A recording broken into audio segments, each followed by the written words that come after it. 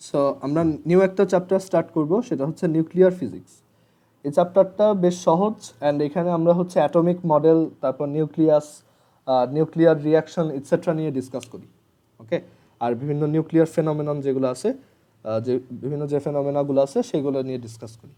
ওকে, so nuclear physics চ্যাপ্টারে আমাদের actually এই চ্যাপ্টারটা অনেকটা কেমিস্ট্রির যে কোয়ালিটেটিভ কেমিস্ট্রি ছিল ওইটার ফার্স্ট পোর্শনের সাথে এটা কিছুটা আইডেন্টিক্যাল, সব এক না বাট অনেকটাই ওইটার সাথে মিলে।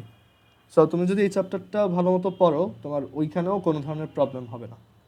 ওকে, আচ্ছা আমাকে একটা মিনিট টাইম দাও, একটু ওয়েট। ওকে, সো এখানে আমরা ফার্স্টে হচ্ছে বিভিন্ন অ্যাটমিক মডেল নিয়ে ডিসকাস করব, মানে জাস্ট ব্রিফলি, কারণ এগুলো কেমিস্ট্রিতেও ছিল। আর এগুলো হচ্ছে একটু ব্রিফ, মানে এখানে আমাদের অত ডিটেলস এগুলো দেখতে হবে না, জাস্ট জানতে হবে যে কী কী অ্যাটমিক মডেল এই পর্যন্ত আসছে। ওকে, সো অ্যাটমিক মডেলের মধ্যে একটা মডেল হচ্ছে একদম ফার্স্ট যে মডেলটা আছে সেটা হচ্ছে থমসনস অ্যাটমিক মডেল। যে থমসন যে ছিল তার অ্যাটমিক মডেল, থমসনস অ্যাটমিক মডেল। ওকে, সো থমসনস অ্যাটমিক মডেলটা হচ্ছে যে তার এই অ্যাটমিক মডেলটা খুবই উইয়ার্ড। সেটা এরকম যে সে চিন্তা করছে যে একটা পুডিংয়ের ভিতর তোমার বিভিন্ন কিশমিশ যেভাবে ছড়ানো থাকে সেইভাবে হচ্ছে অ্যাটমের ভিতর ইলেকট্রন ছড়ানো ছিটানো থাকে। ওকে, সো এটা ছিল তার আইডিয়া, এরকম একটা অ্যাটমিক মডেল যেখানে ভিতরে ইলেকট্রনগুলো ছড়ায় ছিটায় আছে। এটা হচ্ছে কিশমিশ পুডিং মডেল আর থমসনস অ্যাটমিক মডেল, প্লাম পুডিং মডেলও বলে। ওকে, প্লাম পুডিং মডেল। ওকে, সো এটা অ্যাকচুয়ালি খুব তাড়াতাড়ি বাতিল হয়ে গেছিল। এটা খুব বেশি, এটা একদমই ইয়া ছিল না, মানে খুব বেশি মানুষ অ্যাকসেপ্ট করে নাই এই মডেলটা, প্লাম পুডিং মডেল। দেন হচ্ছে রাদারফোর্ডের আলফা পার্টিকেল এক্সপেরিমেন্ট, সেটা থেকে রাদারফোর্ডের অ্যাটমিক মডেল আসে। কোনটা কত সালে কি হয়েছে এগুলো দরকার নেই, বাট কোন অ্যাটমিক মডেলের ইনভেন্টরকে এগুলো একটু জানা উচিত। যে প্লাম পুডিং মডেল হচ্ছে থমসন, যে থমসন এর ইনভেন্টেড আর কি, যে থমসন হচ্ছে ইলেকট্রন ইনভেন্ট করছিল। হ্যাঁ হ্যাঁ, সো এখানে এর পরের যেটা সেটা হচ্ছে রাদারফোর্ডস অ্যাটমিক মডেল। রাদারফোর্ড হচ্ছে সোলার সিস্টেম মডেল সাজেস্ট করছিল, রাদারফোর্ড সোলার মডেল।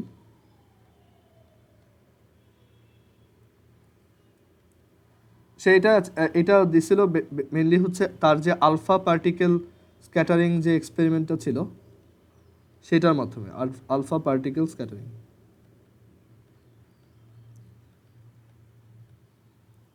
মানে তার এক্সপেরিমেন্টে এরকম ছিল যে এখানে একটা গোল্ড প্লেট নিছে সে, আমরা এরকম সাইড থেকে দেখতেছি, সেই একটা গোল্ড প্লেট, অ্যান্ড দেন সে এখান থেকে একটা আলফা পার্টিকেলকে সেইটার ভিতর দিয়ে পাস করেছে।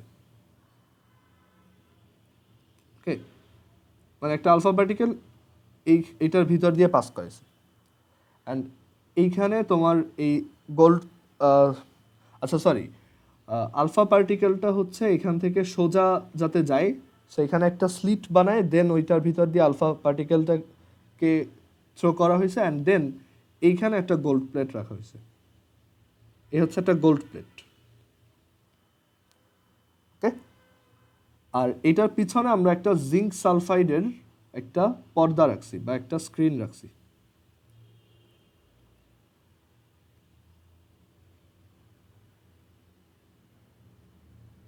সো এই আলফা পার্টিকেলটা এখান থেকে এসে এটার ভিতর দিয়ে এসে যেটা হওয়ার কথা ছিল, মানে মেনলি সেই এক্সপেরিমেন্টটা করতে গিয়ে দেখছে যে ম্যাক্সিমাম আলফা পার্টিকেলই এই এটার ভিতর দিয়ে পাস করে এই জিঙ্ক সালফাইডের যে স্ক্রিনটা আছে এইখানে এক ধরনের তোমার এই জায়গায় এক ধরনের তোমার এই স্ক্রিনে এক ধরনের ফ্লোরোসেন্স ক্রিয়েট করতেছে। ওকে, মানে এখানে সে দেখা যাচ্ছে লাইট ক্রিয়েট করতেছে, মানে এখানে একটা ইমেজ দেখা যাচ্ছে। ইমেজ মানে এখানে সে এক ধরনের রিয়াকশন করতেছে। এই এই যে স্ক্রিনটা আছে এটা হচ্ছে জিঙ্ক সালফাইড দিয়ে বানানো। এই জিঙ্ক সালফাইডের যে স্ক্রিনটা সেটাতে সে এক ধরনের রিয়াকশন করে এখানে একটা তোমার এটাকে বাংলায় বলে প্রতিপ্রভা ক্রিয়েট করতেছে আর কি। ওকে, আর খুব কম আর অনেক আলফা পার্টিকেল হচ্ছে এভাবে বাঁকায় যাচ্ছে। ওকে, ম্যাক্সিমাম এভাবে বাঁকায় চলে যাচ্ছে। আর খুব কম আলফা পার্টিকেল, মানে দেখা গেছে যে প্রায় কয়েক থাউজেন্ডের মধ্যে একটা আলফা পার্টিকেল সেইটা একদম উল্টা দিকে ব্যাক করছে। ওকে, সো সে এই জিনিসগুলোর উপর বেস করে ডিসিশন নিছে যে তোমার এই যে এই গোল্ড প্লেটের মধ্যে তো গোল্ডের অ্যাটম আছে। সো সে এইভাবে চিন্তা করছে যে যেহেতু এই একটা আলফা পার্টিকেল হচ্ছে কি পজিটিভলি চার্জড।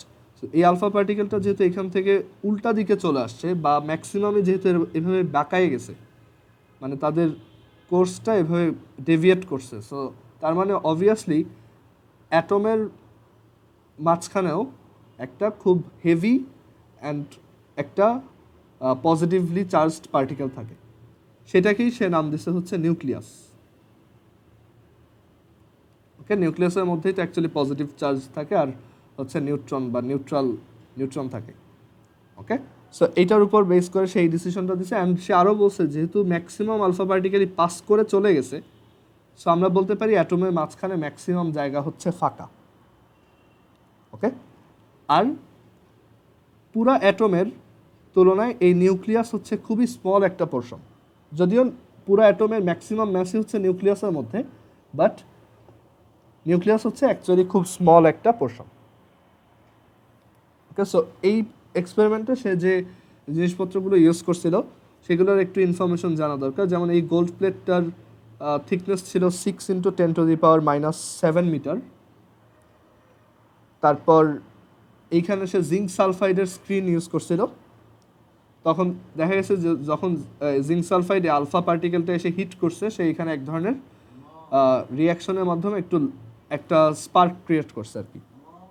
ওকে, আর এখানে 99% আলফা পার্টিকেলই অ্যাকচুয়ালি পাস করে চলে গেছে। 99% আলফা পার্টিকেলই দেখা গেছে পাস করে চলে গেছে। আর খুব কম আলফা পার্টিকেল দেখা গেছে 20,000টার মধ্যে একটা 20,000-এর মধ্যে একটা আলফা পার্টিকেল ঠিক উল্টা দিকে ব্যাক করছে।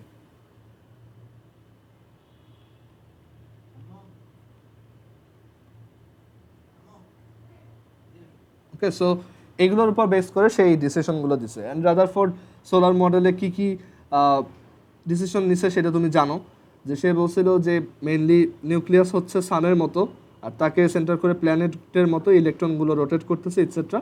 বাট পরে দেখা গেছে এটার কিছু লিমিটেশন আছে, যেটা তারই ল্যাবের যে অ্যাসিস্ট্যান্ট ছিল 1911-এ বোর, তার যে অ্যাসিস্ট্যান্ট ছিল সেই এই ভুলগুলা করে সে নিজের মতো আর একটা মডেল দিছে। ওকে, সো এরপর রাদারফোর্ডের অ্যাটমিক মডেলের এইটার তুমি ইয়াগুলো পড়বা যে কি কি স্টেটমেন্ট সে দিছে। এগুলো অ্যাকচুয়ালি খুব ইম্পর্টেন্ট না, কেমিস্ট্রিতে এগুলো আসে বাট ফিজিক্সে এগুলো আসে না। ফিজিক্সে মেইনলি তোমার ম্যাথ আসবে। সো জাস্ট এগুলো একটু পড়ে রেখো যে রাদারফোর্ড সোলার মডেলের স্টেটমেন্ট কি আর লিমিটেশনস কী কী। এগুলো তোমরা 8 থেকেই পড়তেছো, রাইট? রাদারফোর্ডের solar model, statements and limitations. এরপর যেটা আসে সেটা হচ্ছে বোর অ্যাটমিক মডেল।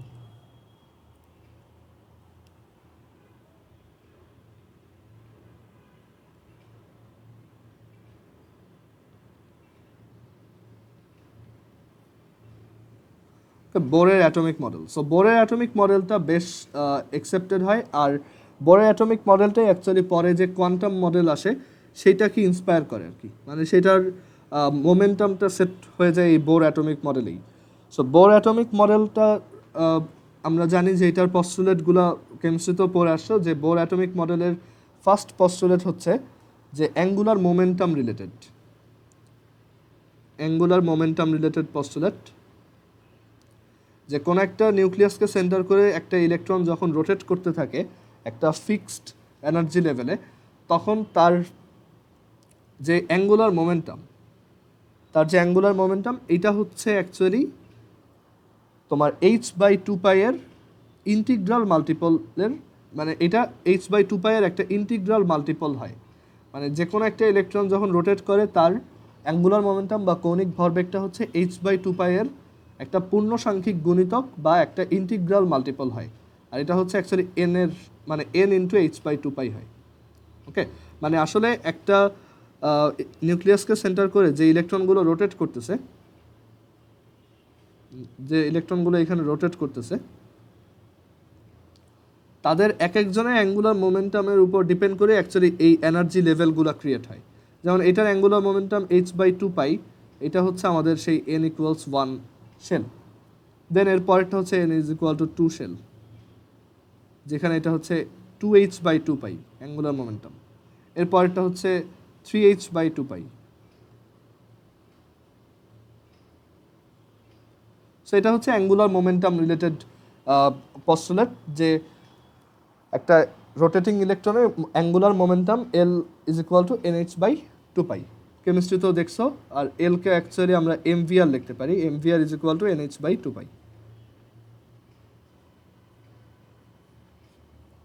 ঠিক আছে, এরপর আমরা এনার্জি লেভেল রিলেটেড পস্টুলেট দেখব।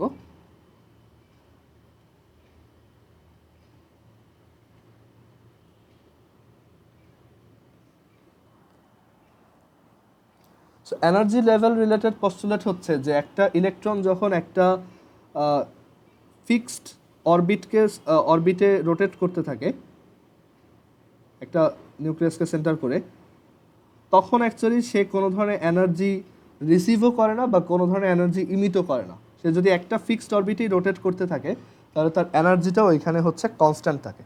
সে কোনো ধরনের এনার্জি অ্যাবজর্ব করে না বা এনার্জি ইমিট করে না। এগুলোকে আমরা এর জন্য শেলের পাশাপাশি এনার্জি লেভেলও বলি, কারণ এক একটা শেল হচ্ছে এক একটা এনার্জি লেভেল ইন্ডিকেট করে।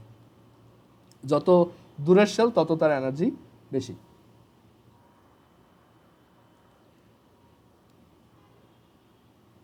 আর এরপর লাস্ট ওয়ান হচ্ছে frequency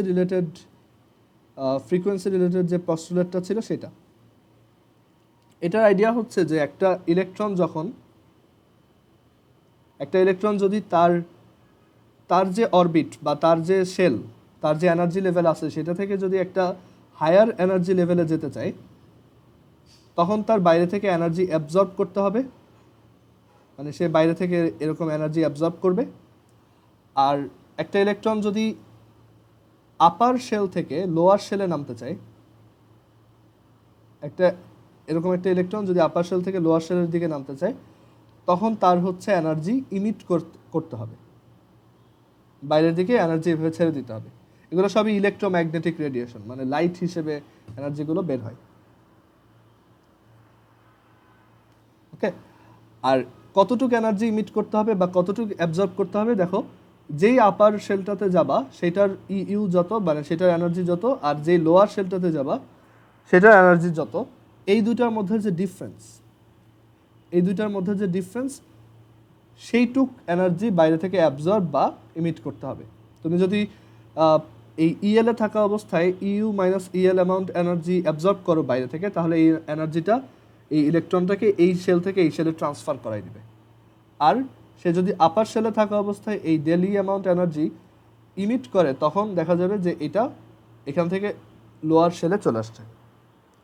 okay, and from planks theory আমরা জানি যে একটা ইলেকট্রোম্যাগনেটিক রেডিয়েশন যার এনার্জি কিনা ডেল ই, সেই ইলেকট্রোম্যাগনেটিক রেডিয়েশনটার অ্যাকচুয়ালি ফ্রিকোয়েন্সি যদি আবার এফ হয়, তখন আমরা জানি যে এটাকে এইচএফ লেখা যায়। সেটা হচ্ছে প্ল্যাঙ্কের থিওরি, যে del E = HF or del E = hc/λ। এভাবে আমরা রেডিয়েটেড লাইট ওয়েভটা বা ইলেকট্রোম্যাগনেটিক যে ওয়েভটা আছে সেটার ফ্রিকোয়েন্সি বা ওয়েভ লেংথ মেজার করতে পারবো, কালার বুঝতে পারবো। এটা ইউজ করে তোমরা ওই যে কোয়ালিটেটিভ কেমিস্ট্রিতে রিডবার্গের ফর্মুলা দিয়ে অনেক ম্যাথ করছো, তাই না? স্পেকট্রামের ম্যাথ, যে এই শেল থেকে এই শেলে ইলেকট্রন জাম্প করলো কোন কালারের লাইট দেখা যাবে। সো এগুলো সবই কিন্তু এই রিলেটেড ছিল। সো এখন এই বোর অ্যাটমিক মডেলটা হচ্ছে বেশ সাকসেসফুল, আর এটা অ্যাকচুয়ালি কোয়ান্টাম মডেলকে ইন্ট্রোডিউস করে। পরবর্তীতে কোয়ান্টাম মডেল আরও অ্যাডভান্সড হয়েছে, এটা ওই যে শ্রোডিঞ্জার্স ইকুয়েশন আসছে সেটা থেকে। বাট বোর অ্যাটমিক মডেলটা হচ্ছে আমাদের লেভেলে এইটাই শেখানো হয়। ওকে, এখন এই বোর অ্যাটমিক মডেল রিলেটেড, আচ্ছা একটু দাঁড়াও, একটু কথা আছে। আচ্ছা, সো এখন বোর অ্যাটমিক মডেল রিলেটেড তোমার বিভিন্ন ফর্মুলা আছে, এগুলো হয়তো কেমিস্ট্রিতেও পড়ছো। সো আমি এখানে ওই ফর্মুলাগুলো একটু লিখে দিই, দেন ওইগুলো আমি একটু ডিরাইভ করে দেখাই। 7টা ফর্মুলা ছিল এরকম যে MVR is equal two NH/2π, এটা তো বোর অ্যাটমিক মডেল থেকে ডিরেক্টলি আসে। দেন এরপর ছিল হচ্ছে V² is equal to Z² divided by MR। এখন এইখানে তুমি এই অ্যান্সারটা পাবা কেন আমরা কেমিস্ট্রিতে ওই ম্যাথগুলো করার সময় ইলেকট্রনের চার্জটাকে আমরা ESE ইউনিটে, দ্যাট ইজ 4.8 × 10⁻⁻10 বসাইতাম, বা সব CGS ইউনিটে কেন বসাইতাম। অ্যাকচুয়ালি কি ওইটা সবসময় দরকার? আসলে তা না। ফর্মুলাগুলো অ্যাকচুয়ালি এসআইতেও লেখা যায়, বাট তখন একটু মডিফাই করতে হয় ফর্মুলাটা। ওকে, আর সিজিএসে লেখাটা বেটার হচ্ছে এই কারণে, কারণ তুমি যখন এটা ক্যালকুলেটর দিয়ে ক্যালকুলেট করবা তখন তুমি দেখবা যে এসআইতে এই ভ্যালুগুলো এত ছোট, ডিনোমিনেটরকে ওই ক্যালকুলেটর এটাকে 0 ধরে, এর জন্য এটা ম্যাথ এরর আসে, তুমি এটা ক্যালকুলেট করতে পারবা না। এর জন্য মানে আমাদের বইগুলোতে বা যেটাই বলো সবসময় বা কেমিস্ট্রিতে অ্যাকচুয়ালি সিজিএসে লেখে। ইভেন আমিও যখনই ম্যাথ আসে, আমি হচ্ছে কলেজ লাইফের শুরুতে এই কেমিস্ট্রি ভার্সন ফর্মুলাগুলো মুখস্থ করছিলাম, মানে সিজিএস ফর্মুলাগুলো। সো এর জন্য আমার সবসময় ওইটা মনে থাকতো, এর জন্য আমি আর ওই ফিজিক্সে যে এসআইয়েরগুলা ওইগুলো আমি ইউজই করতাম না, এমসিকিউ বলো বা রিটেন বলো সব জায়গায়। জাস্ট ফর্মুলাটা আমি ফিজিক্সের ফর্মুলাটা লিখতাম, বাট ব্যাকগ্রাউন্ডে আমি ক্যালকুলেট করতাম সিজিএস দিয়ে, কারণ ক্যালকুলেটরে আমার ওই এসআই বসানো অনেক ঝামেলা। এটা একটু পরে আমরা দেখবো, আমরা যখন এই চ্যাপ্টার ম্যাথ দেখবো তখন এটা ক্লিয়ার হবে। So V² is equal two Z²/MR না, এটা এখন চেঞ্জ হয়ে এরকম হবে যে Z² ডিভাইডেড বাই 4πε0 MR। 3 হচ্ছে V is equal to 2πZ² divided by NH, এটা কেমিস্ট্রিতে ছিল। হ্যাঁ বলো। ফিজিক্সের যেগুলো এসআই আছে এগুলো কি মুখস্থ করা লাগবে ফর্মুলাগুলো? ওইটা ওই কেমিস্ট্রিগুলো দিয়ে করলেই হবে? কেমিস্ট্রিগুলো দিয়ে করলে মার্কস দিবে না, বা স্যার তোমার ফর্মুলা দেখেই কেটে দিবে। এর জন্য আমি বলবো ফিজিক্সের ফর্মুলা মুখস্থ করার দরকার নেই। এই যে আমারও তো মুখস্থ নেই, আমি এটা একটু ট্রিক করে লিখতেছি, আমি তো দেখাবো কীভাবে লেখা যায়। কেমিস্ট্রিগুলো যদি মুখস্থ থাকে, তুমি এটা ফিজিক্স ভার্সনটা কেমনে লিখবা আমি দেখাইতেছি। আচ্ছা, আমি আগে এখানে কেমিস্ট্রিগুলো দেখাই, কারণ ম্যাক্সিমাম স্টুডেন্ট কলেজ লাইফের শুরুতে ওই কোয়ালিটেটিভ পড়ে তো, সো তাদের এইগুলো খুব মনে থাকে। আমি আগে কেমিস্ট্রিগুলোই লিখি। এগুলো হচ্ছে সিজিএস ভার্সন। আমার হচ্ছে এই কেমিস্ট্রিগুলোই অলওয়েজ মুখস্থ।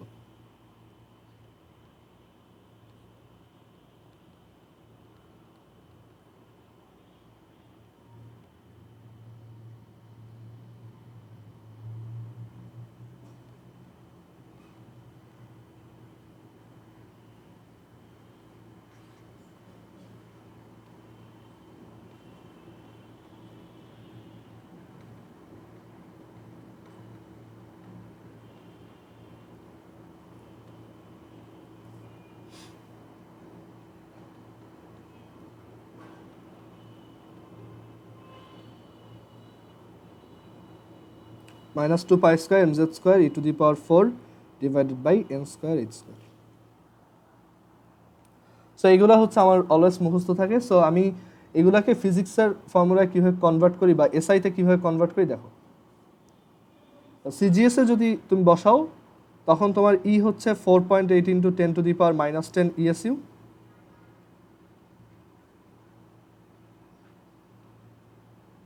আর বাকি সব হচ্ছে সেন্টিমিটার গ্রাম সেকেন্ড। ওকে, আর এসআইতে এগুলো লেখার ওয়ে এরকম। ফার্স্টেরটা তো ঠিক আছে, ওইটা এসআইতেও সেম। মেনলি ঝামেলা হয় যেখানে ইলেকট্রনের চার্জ আছে সেগুলাই। আচ্ছা, যেখানে টেকনিকটা হচ্ছে এরকম, যেখানে Z² দেখবা নিচে একটা করে 4πε0 দিয়ে দিবা। এটা যখন ডেরিভেশনটা দেখবা তখন নিজেই বুঝবা কেন। এটা আমি নিজেই বুঝতে পারছিলাম যে আসলে এখানে যেখানে Z² থাকবে নিচে একটা 4πε0 দিয়ে দিলেই হবে। আর কেমিস্ট্রির ফর্মুলাগুলো একটু দেখতে সহজ, ফিজিক্সেরগুলো এই ε0 থাকার কারণে হিউজ ফর্মুলা হয়। তো এর জন্য আমি সবসময় কেমিস্ট্রিটা থেকে ফিজিক্সেরটা পরীক্ষার হলে বানাই নিই। এই যে V is equal to Z² divided by এই যে 2 পাই আছে, নিচে একটা 4 পাই এপসাইলন নট দিলে নিচে একটা 2 এপসাইলন নট আসবে এরকম।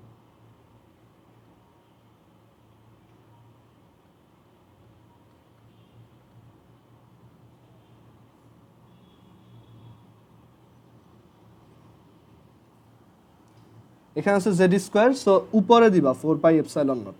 তো এখানে যদি একটা 4 পাই এপসাইলন নট দাও তাহলে এই 4 আর এই 4 কাটা, পাই স্কোয়ার আর এই একটা পাই কাটা, সো এখানে আমরা পাবো এরকম r is equal to n square h square divided by pi m square epsilon naught pi m z square 6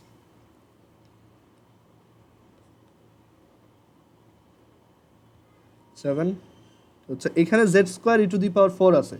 এখন কি করবো বলো তো?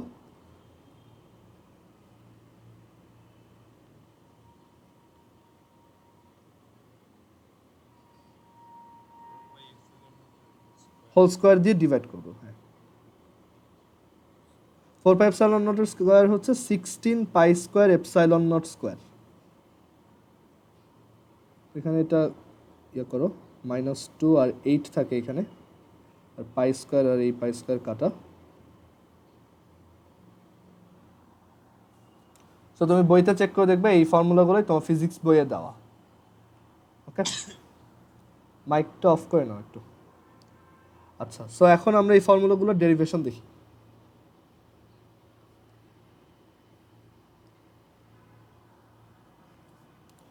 সো ডেরিভেশনগুলো এরকম ইনফর্মালি যে আমাদের mvr ইজ ইকুয়াল টু হচ্ছে কি nh/2 পাই, এটা আমরা জানি অ্যাঙ্গুলার মোমেন্টাম এত, এটা হচ্ছে বোরের তোমার পস্টুলেট। আর এই হচ্ছে একটা অরবিট, এখানে একটা ইলেকট্রন রোটেটিং অবস্থায় আছে, আর এই হচ্ছে আমাদের নিউক্লিয়াস।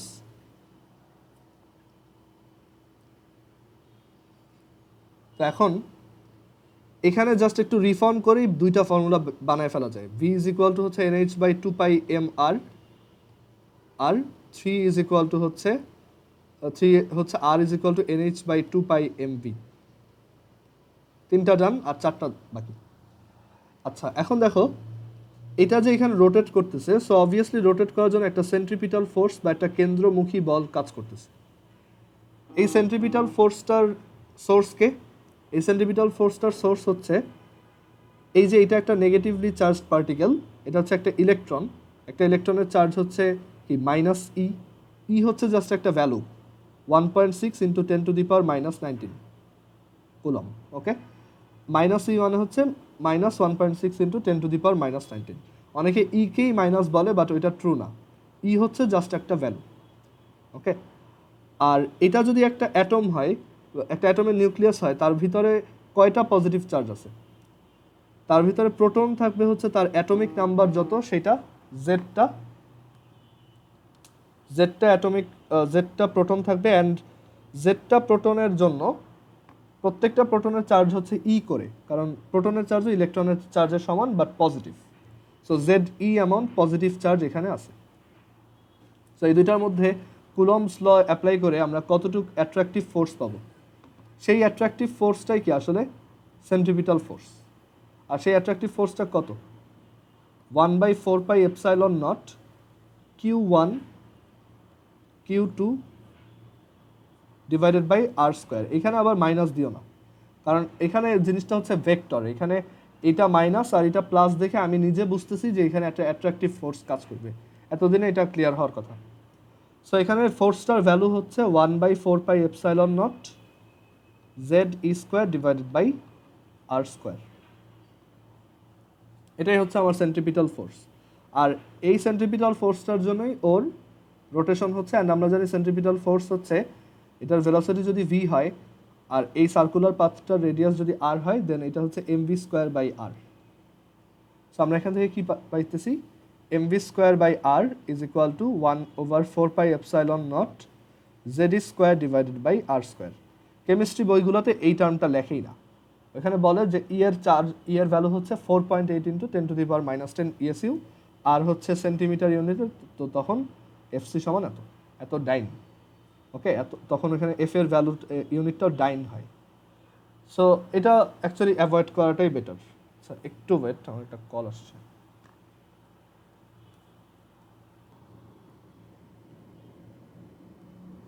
আচ্ছা, সো এখানে তোমার mv square divided by R is equal to 1/4πε0 Z square by R square.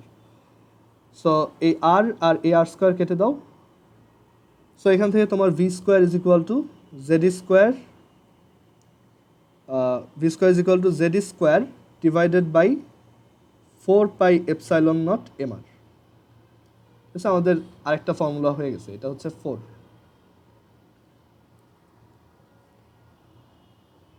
দেন আমরা যদি এখানে আর এর ভ্যালুটা বসাই দিই, ধরো এই যে আর এর এই ভ্যালুটা এখানে বসাই, তাহলে কি পাবো? V square is equal to Z square divided by 4πε0 M, R হচ্ছে এনএইচ ডিভাইডেড বাই 2πmv।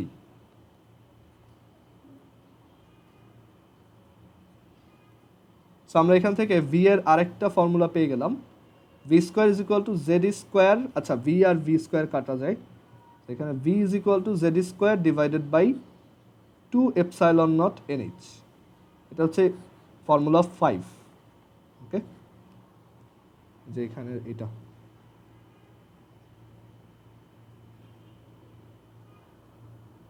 এটা Z square divided by 2ε0 NH.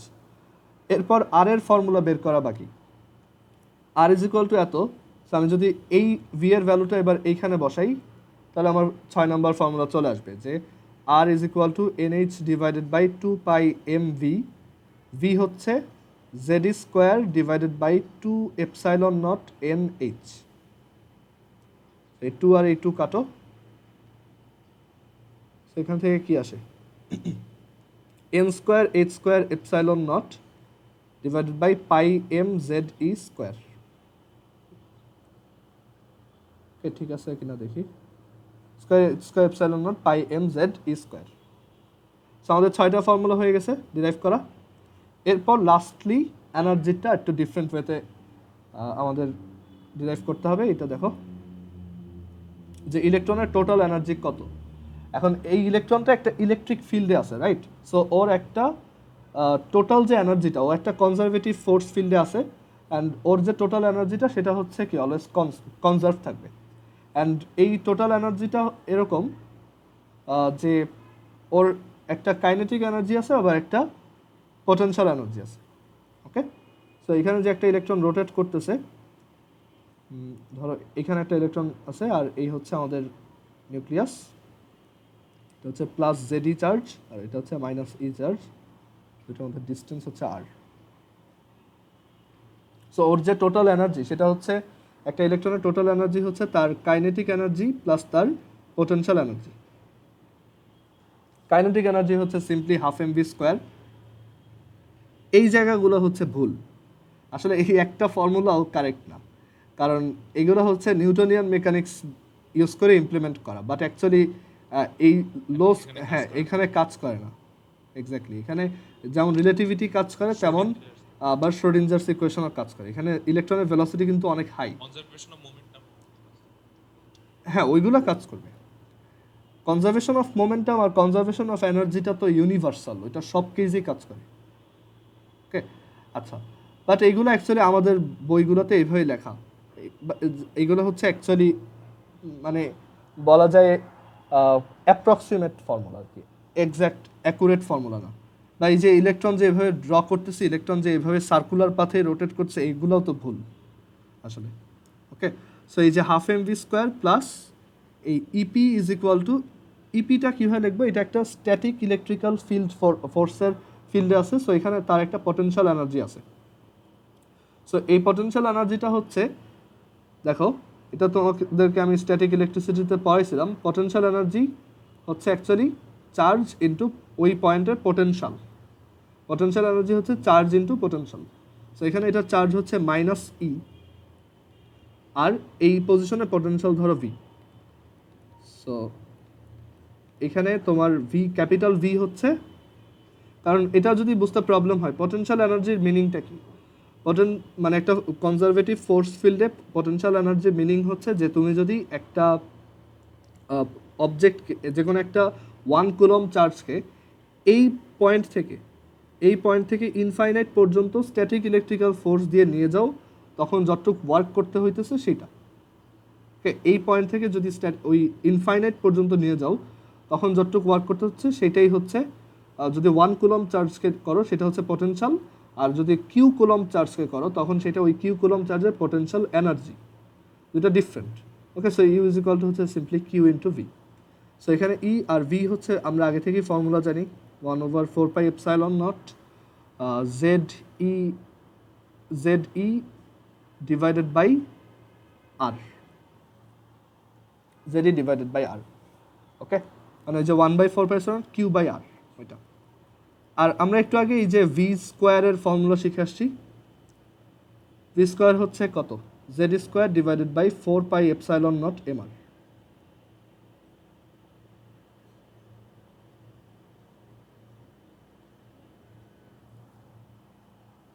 ওকে, আর এখানে এটা আছে Z square divided by 4 pi epsilon naught R.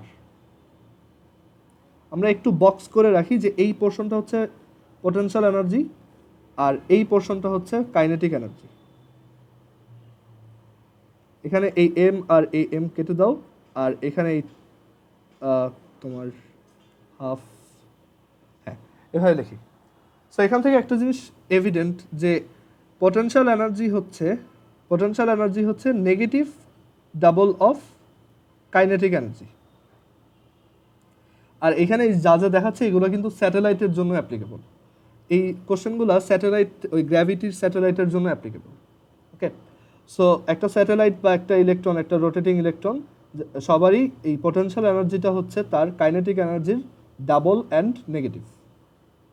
Okay, আর টোটাল এনার্জিটা কত আসে? টোটাল এনার্জি আসে minus Z square divided by 8 pi, মানে minus Z square divided by 2 into 4 pi epsilon naught R.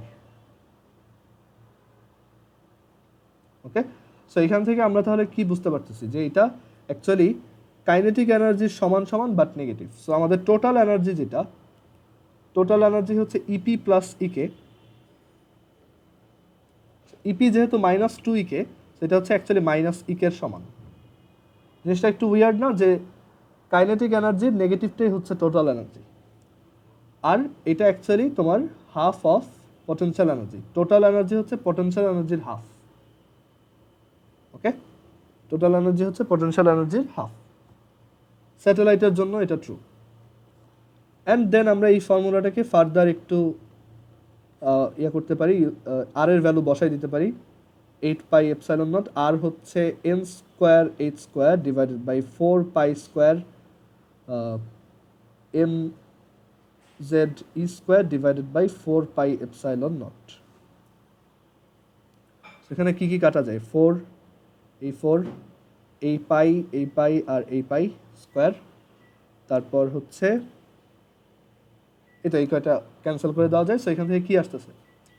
Minus Z square minus M Z square E to the power 4 divided by 8 epsilon not square N square H square.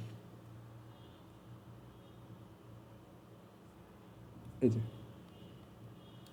ওকে, আচ্ছা তোমার যদি এই potential জিনিসটা একটু বুঝতে problem হয় তাহলে আমরা এটা ম্যানুয়ালি করে দেখাই। ম্যানুয়ালি মানে এটার পটেনশিয়াল এনার্জিটা কত সেটা একটু করি। দেখো,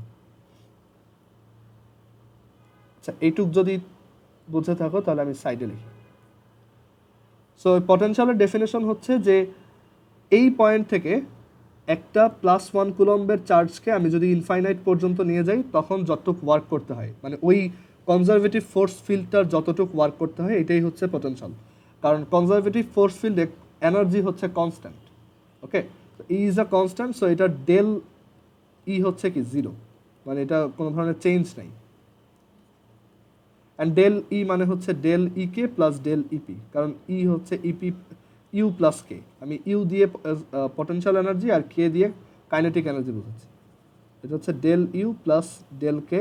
এগুলো অনেকবার দেখাইছি, স্ট্যাটিক ইলেকট্রিসিটির প্লেলিস্টে এগুলো আছে।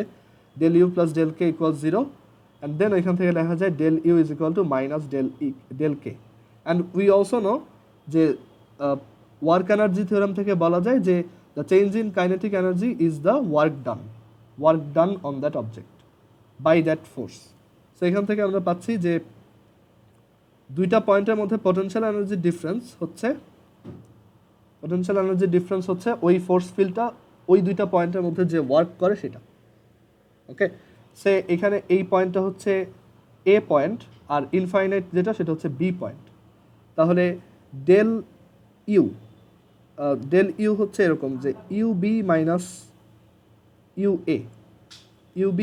ইউএ এটা হবে মাইনাস ডেল কের সমান। মাইনাস ডেল কের সমান বলতে বোঝাচ্ছে যে আচ্ছা একটু দাঁড়াও, এটাকে একটু চেঞ্জ করে দেখি।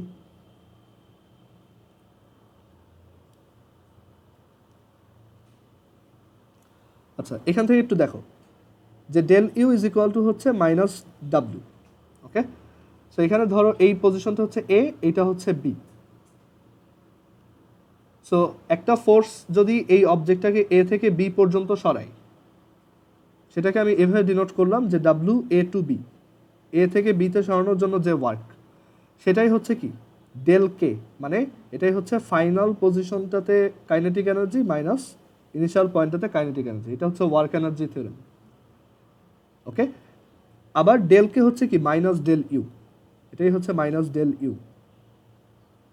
তো মাইনাস ডেল ইউ মানে হচ্ছে মাইনাস ডেল মানে হচ্ছে final potential energy minus initial potential energy.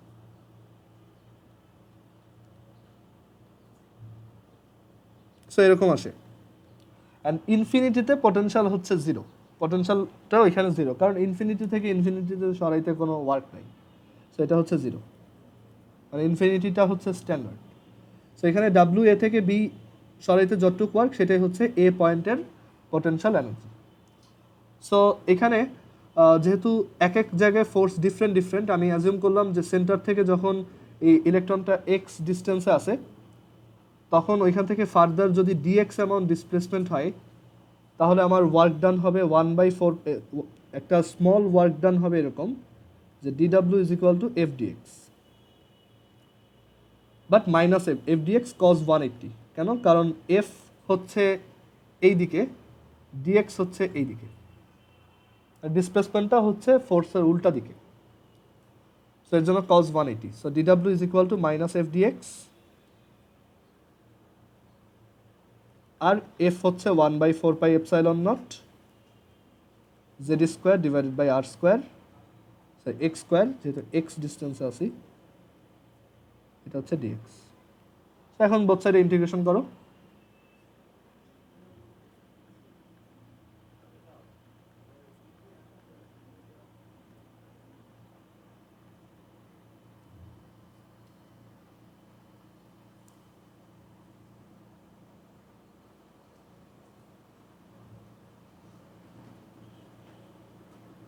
So u is equal to minus 1/4 pi epsilon naught z square minus 1 over x r to infinity. So এটা বসাইলে আসবে এরকম minus 1/4 pi epsilon naught z square, যেটা একটু আগেও লিখলাম, z square by r.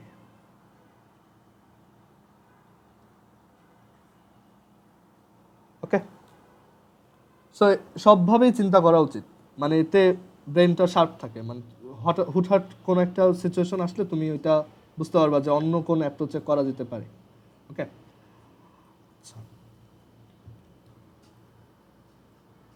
যেমন আমাদের সময় এইচএসসিতে তোমার একটা কোশ্চেন আসছিল, এটা হচ্ছে সিতে আসছিল, মানে ফার্স্ট পেপারে গতে একটা কোশ্চেন আসছিল এরকম যে একটা প্ল্যানেটে তোমার ঘতে আসছিল এটা, যে একটা প্ল্যানেটে তোমার কত স্কেপ ভেলোসিটি বা মুক্তিবেগ কত।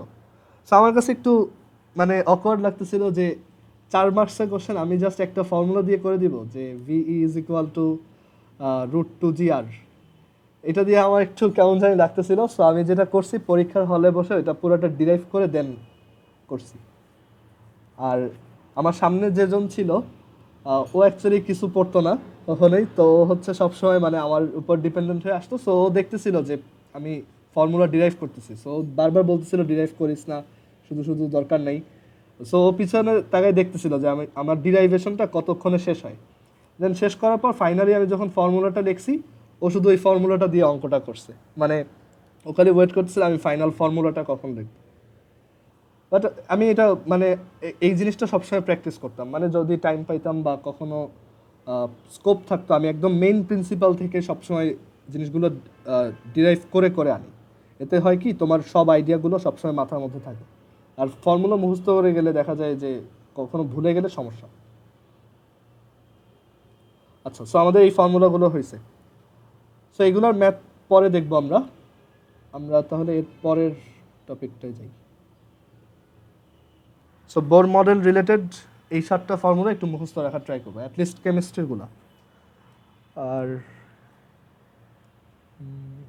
হ্যাঁ, এরপর হচ্ছে আমরা ওই যে কেমিস্ট্রিতে রিডবার্গ কনস্ট্যান্ট রিলেটেড যে ম্যাথটা করতাম স্পেকট্রামের, সেটাও এখানে আছে। একটু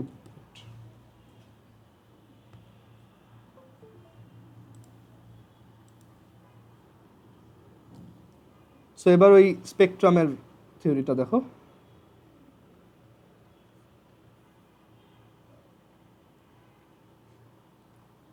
সো স্পেকট্রামের থিওরিটা এমন যে একটা ইলেকট্রন যখন হায়ার অরবিট থেকে লোয়ার অরবিটে আসবে, তখন সে একটা সার্টেন অ্যামাউন্ট অফ এনার্জি বাইরে ইমিট করে দিবে। এখান থেকে যখন জাম্প করে এখানে আসবে, তখন সে এনার্জি ইমিট করবে, ডেল ই। সো তোমরা কেমিস্ট্রিতে এই ফর্মুলাটা শিখছো যে 1/λ is equal to Z square R H 1/n1 square minus 1/n2 square, যেখানে রিডবার্গ কনস্ট্যান্টের ভ্যালু হচ্ছে 10.967 10.967 সেন্টিমিটার ইনভার্স। ওকে, মনে রাখা ইজি।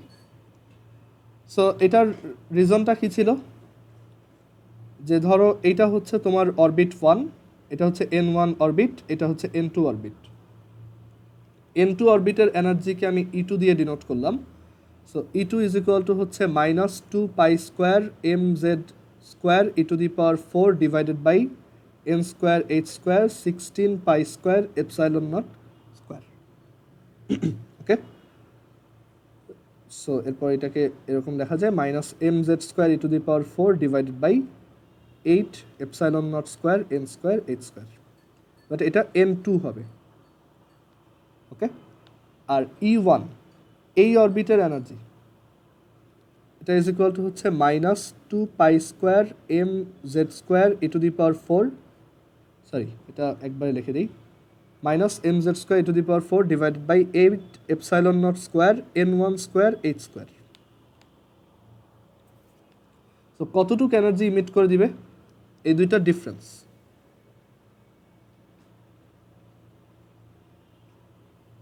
হায়ারটা থেকে লোয়ারটা সাবট্রাক্ট। সো এখানে -mz square e to the power 4 divided by 8 epsilon not square, 8 epsilon nought, এখানে মাইনাসটা বাদ দাও, 8 epsilon not square h square ধরো আমি কমন নিলাম, তাহলে ভিতরে কত থাকবে, ভিতরে থাকবে হচ্ছে 1/n1 square minus 1/n2 square. ঠিক আছে, আর ডেলি সমান একটু আগে লিখে আসছিলাম, এটা হচ্ছে hf or hc over lambda.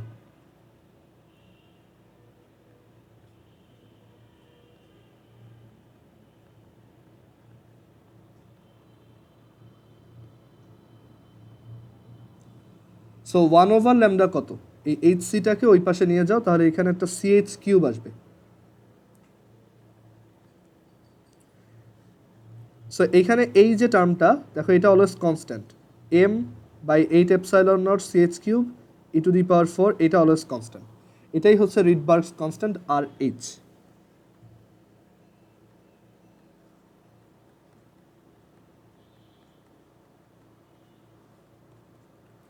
আচ্ছা, এই 1/λটাকে কি বলে কারো মনে আছে?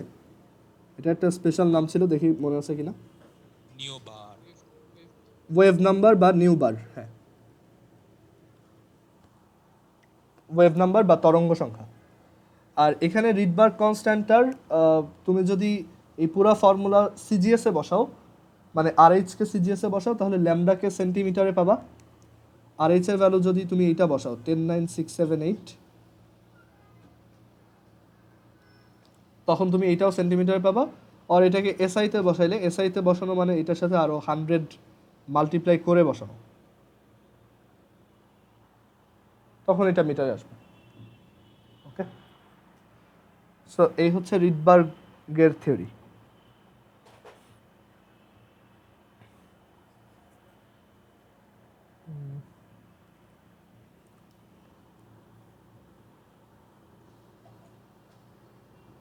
আচ্ছা একটু ওয়েট করো।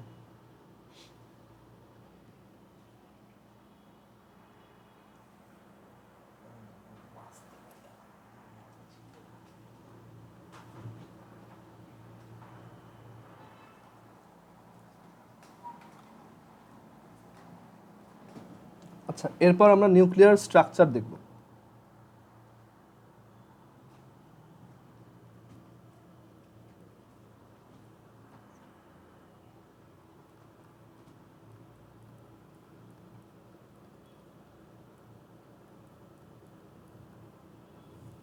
একটা নিউক্লিয়াসের ভিতর কি কি থাকে সেগুলো।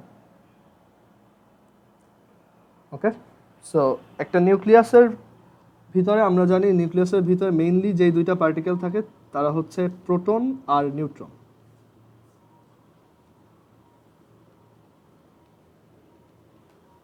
প্রোটন হচ্ছে পজিটিভলি চার্জড আর নিউট্রন হচ্ছে নিউট্রাল, তার কোনো চার্জ নেই।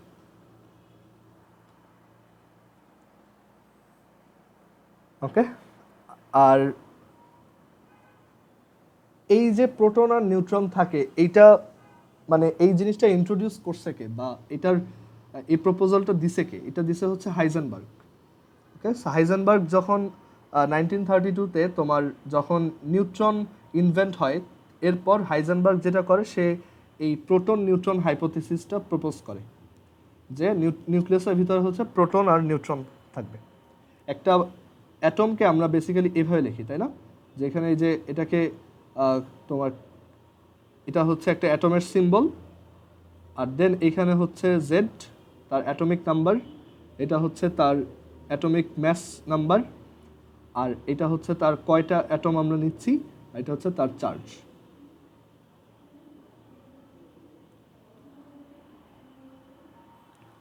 ওকে, সো শুধু নিউক্লিয়াস নিয়ে যদি চিন্তা করি তাহলে আমাদের এই ইলেকট্রনগুলো নিয়ে চিন্তা করতে হবে না। ওকে, মানে এই চার্জগুলো নিয়ে আমাদের আর চিন্তা করতে হবে না।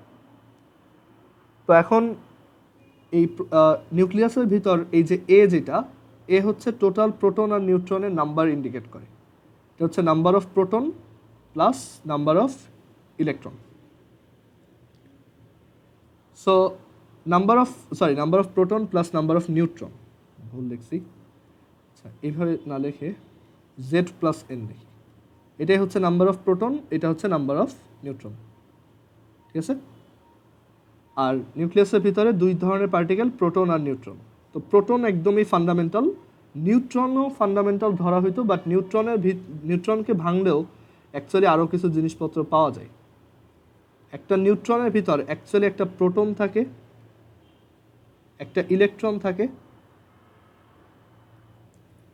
আর একটা নিউট্রিনো থাকে। ওকে, একটা নিউট্রনকে তুমি যদি একটা স্ম্যাশার দিয়ে ভাঙো তখন তুমি ওইটার ভিতরে প্রোটন, ইলেকট্রন আর নিউট্রিনো পাবা।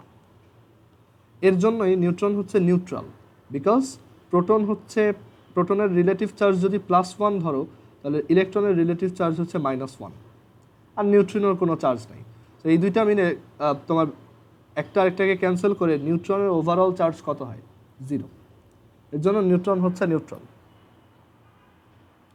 ওকে, আরও এক ধরনের তোমার পার্টিকেল এখান থেকে অনেক নিউট্রনের মধ্যে পাওয়া যায়, সেটা হচ্ছে মেসন। অ্যাকচুয়ালি অনেক পার্টিকেল আছে তোমার নিউট্রিনো, এগুলোর প্রত্যেকটা আবার অ্যান্টি পার্টিকেল আছে, নিউট্রিনো, অ্যান্টি নিউট্রিনো, মেসন, পাই মেসন, তারপর হচ্ছে তোমার গ্লুওন, তারপর কোয়ার্ক ইটসেট্রা, অনেক ধরনের পার্টিকেল হয়, এগুলো পার্টিকেল ফিজিক্সে পড়ে। সো এখানে এই যে প্রোটন, ইলেকট্রন, নিউট্রিনো আর মেসন, এইগুলো মেইনলি হচ্ছে একটা নিউট্রনের ভিতর থাকে। ওকে, এখন এই প্রোটন আর ইলেকট্রন, এই যে ইলেকট্রনটা, এই ইলেকট্রনটা কিন্তু রেগুলার ইলেকট্রনের মতো না, যে ইলেকট্রনটা একটা অরবিটে রোটেট করছে, ব্যাপারটা এরকম না। এটা হচ্ছে তুমি চিন্তা করতে পারো একটা বান্ডেলে প্যাকেজ করা। এই হচ্ছে একটা নিউট্রন, তার ভিতর একটা প্রোটন আছে, আবার তার ভিতর একটা ইলেকট্রন আছে। এই দুইজন মিলে আবার নিউট্রিনো পার্টিকেলও আছে। ওকে, এগুলো মিলে হচ্ছে অ্যাকচুয়ালি একটা নিউট্রন।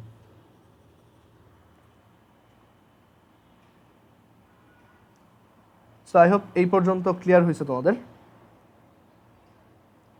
তো এখন আমরা নিউক্লিয়াসের যে রেডিয়াস সেটা রিলেটেড একটা থিওরি পড়বো, রেডিয়াস অফ নিউক্লিয়াস।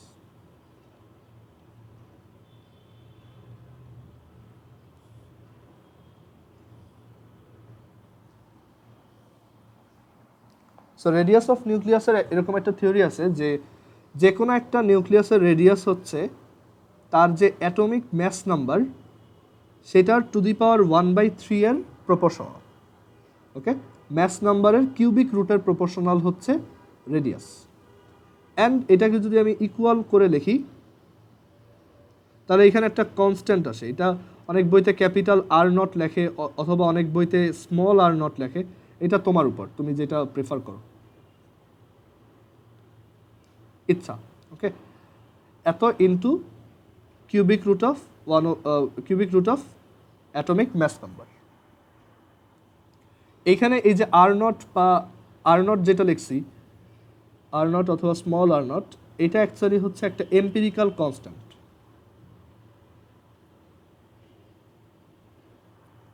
ওকে, আর এই এম্পিরিক্যাল কনস্ট্যান্টটার ভ্যালু হচ্ছে এক একটা অ্যাটমের জন্য দেখা যায় ডিফারেন্ট হইতে পারে, বাট ইউজুয়ালি এটা 1.2 ফেমটোমিটার থেকে 1.5 ফেমটোমিটারের মধ্যে হয়।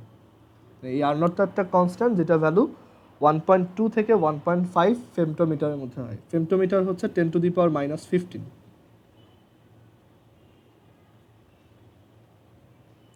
বাট আমরা যখন ম্যাথ করার সময় আমাদের অ্যাকচুয়ালি যদি এই এম্পিরিক্যাল কনস্ট্যান্ট এই আর নটের ভ্যালুটা দেওয়া না থাকে, তখন আমরা বাই ডিফল্ট ভ্যালু হচ্ছে 1.4 ধরে নিব, মানে মাঝখানের একটা ভ্যালু। এটা হচ্ছে আর নটের ডিফল্ট ভ্যালু যদি মেনশন করা না থাকে। ওকে, সো এই কনস্ট্যান্টটা ইউজ করে তুমি যে কোনো একটা নিউক্লিয়াসের রেডিয়াস বের করতে পারবা। তোমাকে যদি আমি বলি যে ক্যালসিয়াম নিউক্লিয়াসের রেডিয়াস কত, তুমি বের করবা যে আর নটের ভ্যালু তুমি এটা ধরো, আর a⁻⁻⁻, ক্যালসিয়ামের এ কত 40, তো 40⁻⁻⁻ মাল্টিপ্লাই করো, তাহলে তুমি তার রেডিয়াসটার অ্যাপ্রক্সিমেট ভ্যালু পেয়ে যাবে। ওকে, এটা হচ্ছে অ্যাকচুয়ালি তোমার মানে আর নটের ভ্যালু যদিও চেঞ্জ হয়, বাট দেখা যায় মোস্ট অফ দ্য কেসেসে এটা সেম থাকে। ওকে, এখন আমরা পড়বো নিউক্লিয়াসের ডেনসিটি অফ আ নিউক্লিয়াস, বা একটা নিউক্লিয়াসের ঘনত্ব।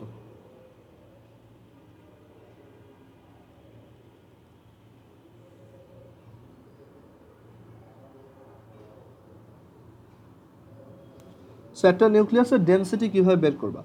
সো একটা নিউক্লিয়াস হচ্ছে একটা স্ফেরিক্যাল অবজেক্ট, জাস্ট ধরে নাও একটা স্ফেরিক্যাল অবজেক্ট, অ্যান্ড সেটার টোটাল ম্যাস হচ্ছে এম, ভলিউম হচ্ছে ভি।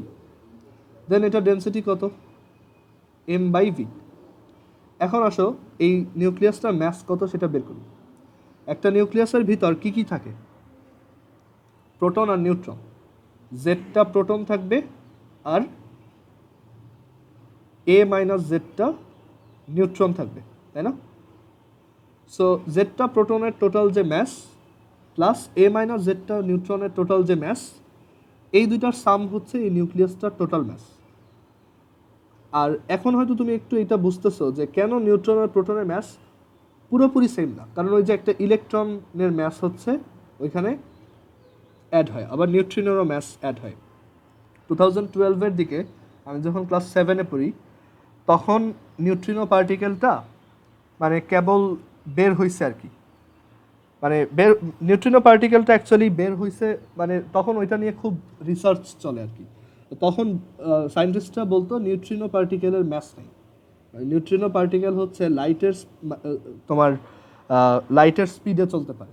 ওকে, সো আমরা 2012-এ এটা জানতাম, বাট পরবর্তীতে অ্যাকচুয়ালি তার কয়েকদিন পরেই এক বছর পরেই নিউট্রিনো পার্টিকেলের ম্যাসের এক্সিস্টেন্স পাওয়া গেছে। দেখা গেছে এটার খুব অল্প হলেও ম্যাস আছে। এটা ম্যাস হচ্ছে 1.37 ইন্টু 10⁻37 কেজি, খুবই স্মল, বাট এটা ম্যাস আছে।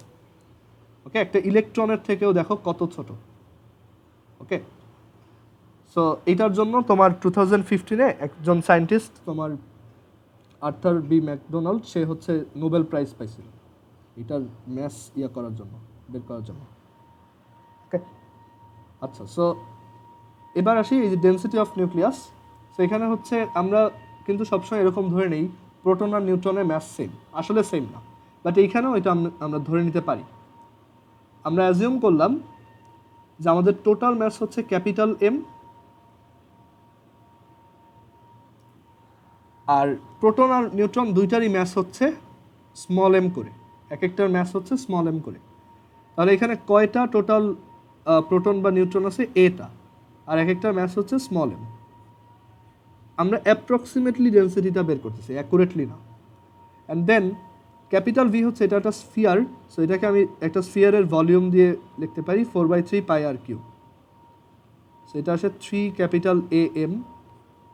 ডেন্সিটির ফর্মুলা মুখস্থ করবা না, পরীক্ষার হলেও এইভাবেই বের করবা। Okay, 3 am divided by 4 pi R cube. R cube হচ্ছে R naught cube, R naught cube A to the power 1/3 whole cube. এটা কি আসে? Thrice A M divided by 4 pi R naught cube A. এই A আর এ কাটা।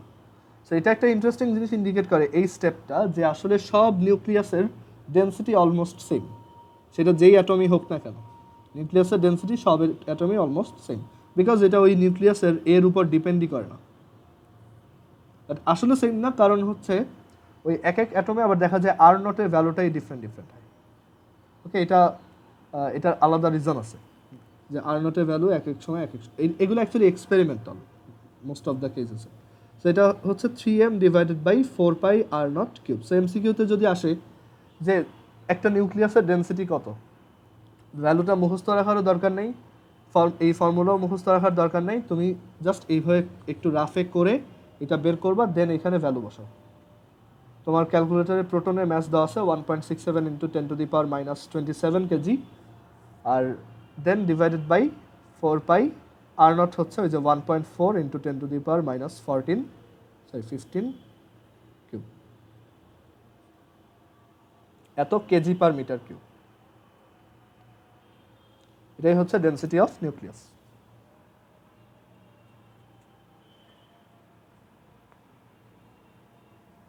ওকে, আচ্ছা, এছাড়া তোমরা অনেক চ্যাপ্টারে এই জিনিসগুলো পড়ছো, আগেও পড়ছো 9-10-এ, যে নিউক্লিয়াসের মধ্যে অ্যাকচুয়ালি দুই ধরনের ফোর্স কাজ করে।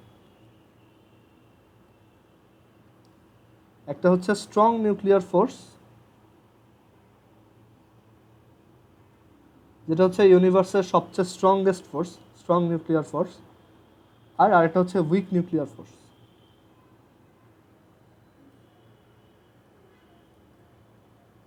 একটা জিনিস চিন্তা করে দেখো যে একটা নিউক্লিয়াসের ভিতর কিন্তু অনেকগুলো প্রোটন থাকে, তাই না? অ্যান্ড এই প্রোটনগুলো সব একসাথে থাকে, বাট আমরা জানি যে পজিটিভ চার্জ বা সেম চার্জের পার্টিকেল একজন আরেকজনকে রিপেল করে। সো এখানে এই যে প্রোটনগুলো একসাথে আছে, তাদের মধ্যে তো হিউজ রিপালশন ক্রিয়েট হওয়ার কথা, তাহলে তো নিউক্লিয়াস জিনিসটা স্টেবল থাকতো না। বাট এটা স্টেবল আছে কেন? কারণ এইখানে তাদের ওই রিপালশন থেকেও বা তাদের এই যে ইলেকট্রোম্যাগনেটিক যে ফোর্সটা, সেটার থেকেও একটা স্ট্রঙ্গার ফোর্স তাদের মধ্যে কাজ করতেছে, যেটা তাদেরকে এখানে বাইন্ডেড অবস্থায় রাখতেছে। সেটাই হচ্ছে এই স্ট্রং নিউক্লিয়ার ফোর্স। এর জন্য নিউক্লিয়াসটা ডিকে হয় না। ওকে, অ্যান্ড এই স্ট্রং নিউক্লিয়ার ফোর্স হচ্ছে almost 10⁻36 Times of gravity.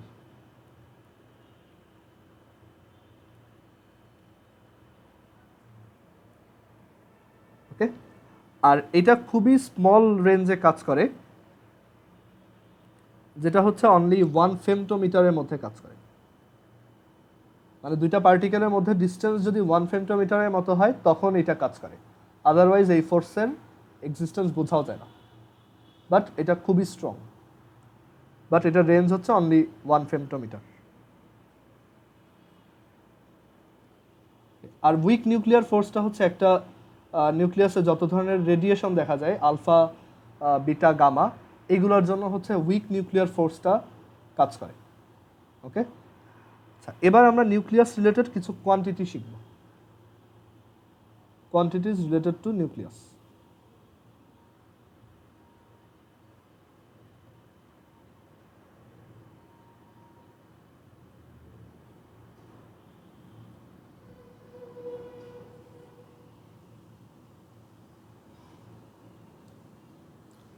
So nucleus related যে কোয়ান্টিটিগুলো আছে তার মধ্যে প্রথমটা হচ্ছে নিউক্লিয়ন।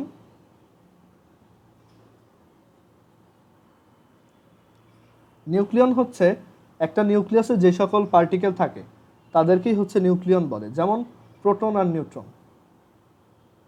প্রোটনও এক ধরনের নিউক্লিয়ন, নিউট্রনও এক ধরনের নিউক্লিয়ন, ইভেন নিউট্রিনো একটা নিউক্লিয়ন, মেসনও নিউক্লিয়ন। ওকে, আচ্ছা দেন আমরা প্রোটন, এই নিউক্লিয়াসের ভিতরে যেহেতু প্রোটন আছে সেই প্রোটন রিলেটেড একটু ডিসকাশন করি। যে অ্যাকচুয়ালি প্রোটন হচ্ছে 1.67 ইন্টু 10⁻⁻27 কেজির একটা পার্টিকেল, যেটার চার্জ হচ্ছে প্লাস 1.6 ইন্টু 10⁻⁻19 কুলম।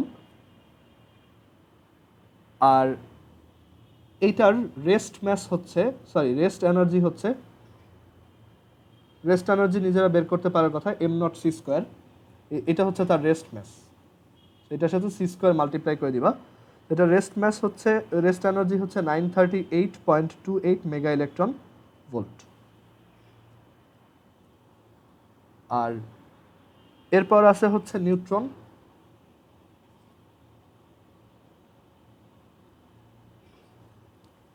নিউট্রনের ম্যাসটা এটা থেকে হালকা একটু বেশি।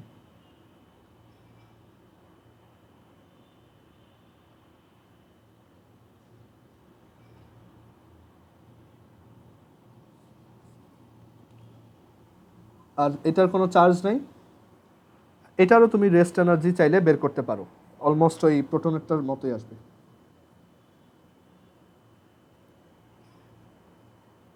এমসিকিউতে আসবে আর কি এগুলো। আর তুমি এগুলো বের করবা কিভাবে? রেস্ট এনার্জি হচ্ছে ফর্মুলা m0c², এই m0 এর সাথে c² মাল্টিপ্লাই করে দিলে এটা আসবে। অ্যান্ড এইগুলো মেগা ইলেকট্রন ভোল্ট ইউনিটে আছে। আমরা মানে এটা দিয়ে তো অ্যাকচুয়ালি জুলে বের হয়, সো এটাকে ফার্স্টে তুমি জুল থেকে ইলেকট্রন ভোল্টে কনভার্ট করবা, ইলেকট্রনের চার্জ দিয়ে ডিভাইড করে, দেন ওইটাকে আবার 10⁶ দিয়ে ডিভাইড করবা, তাহলে মেগা ইলেকট্রন ভোল্ট আসবে।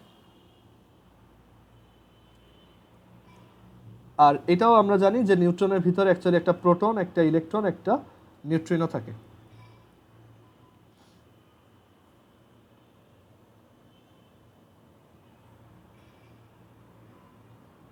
আচ্ছা এবার আমরা এরপর দেখি নিউক্লাইড।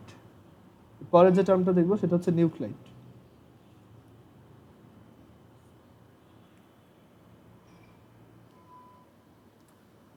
সো নিউক্লাইড হচ্ছে যদি দুইটা নিউক্লিয়াস সেম হয় তখন তাদেরকে বলা হয় যে তারা সেম নিউক্লাইডের স্পিসিস, নিউক্লিয়াসের স্পিসিস।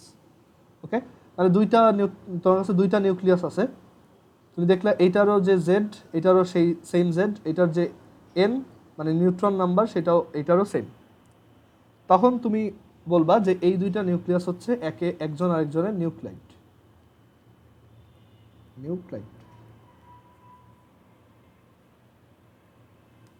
এরপর আছে আইসোটোপ।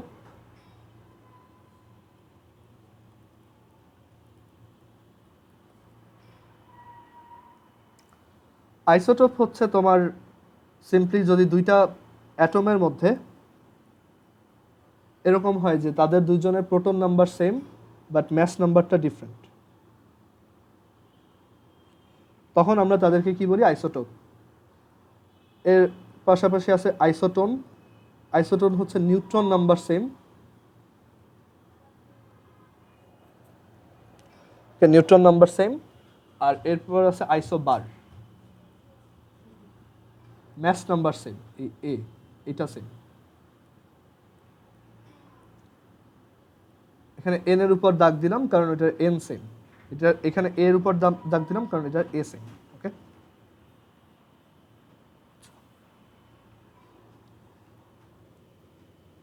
এখন এখানে আমরা সাইডে একটা জিনিস একটু লিখি, সেটা হচ্ছে 1 AMU, অ্যাটমিক ম্যাস ইউনিট। এটা হচ্ছে ম্যাসের একটা ইউনিট।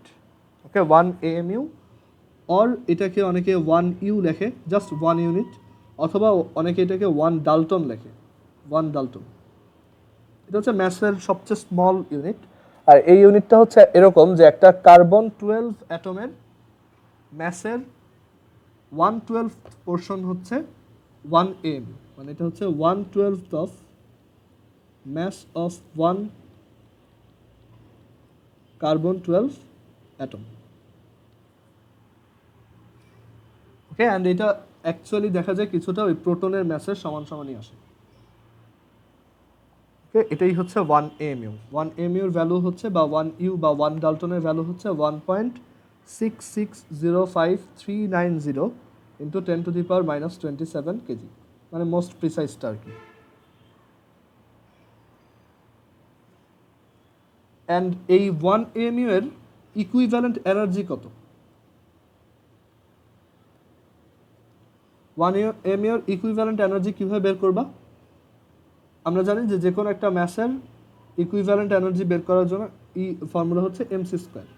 সো এখানে ম্যাস হচ্ছে 1 AMU, দ্যাট ইজ এত KG, 1.660539 into 10⁻⁻27 m into c², that is 9 into 10⁻16। আচ্ছা, এখানে আমরা যেহেতু একদম প্রিসাইজলি বের করবো, আমরা লাইটের স্পিডটাকেও একদম অ্যাকুরেটটা বসাই, 299,792,458।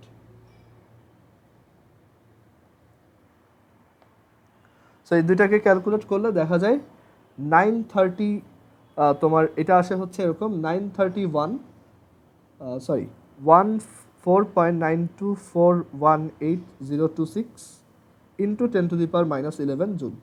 দেন এটাকে ইলেকট্রন ভোল্টে কনভার্ট করব।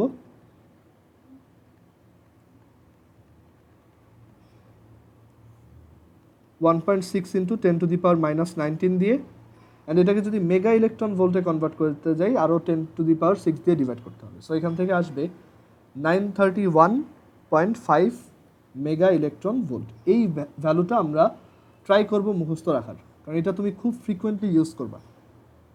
ওকে, ম্যাথগুলোতে দেখবা যে এটা বারবার ইউজ করতে হচ্ছে। সো আমাদের এখানে তোমার একটা 1 AMU এর ইকুইভ্যালেন্ট এনার্জি হচ্ছে 931.5 মেগা ইলেকট্রন ভোল্ট। ওকে,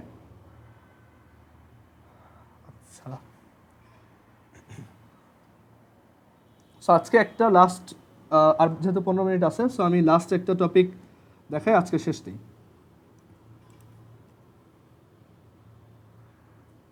এটা হচ্ছে বাইন্ড এনার্জি। বাইন্ড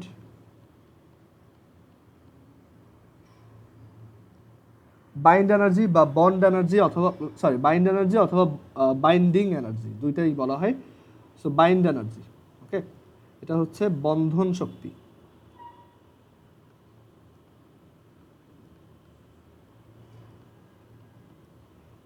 এই টার্মটা আমরা দেখব, বাইন্ড এনার্জি।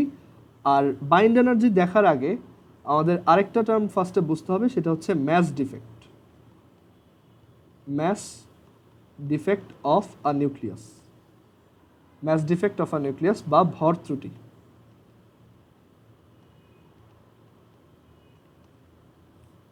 সো আমার কাছে দুইটা টপিকই খুবই ইন্টারেস্টিং লাগে।